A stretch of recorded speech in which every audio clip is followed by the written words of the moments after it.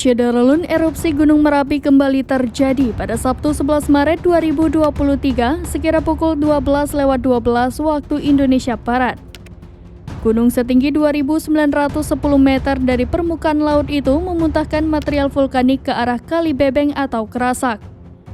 Dampaknya, sejumlah wilayah di Magelang, Jawa Tengah dilanda hujan abu seperti di Desa Paten, Kecamatan Dukun. Pada video yang diunggah akun Twitter @merapiuncover, suasana Desa Paten menjadi gelap akibat diguyur hujan abu.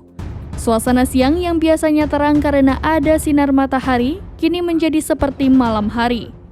Kepala Seksi Ketentraman dan Ketertiban Kecamatan Dukun Magelang, Didik Wahyu Nugroho membenarkan wilayahnya diguyur hujan abu sesaat setelah erupsi Gunung Merapi. Ia membeberkan ada 4 desa di Kecamatan Dukun yang dilanda hujan abu.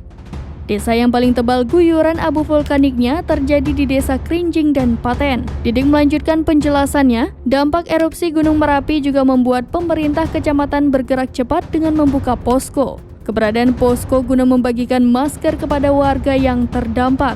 Didik juga menegaskan sampai saat ini pihaknya masih memantau perkembangan situasi di wilayah Kecamatan Dukun.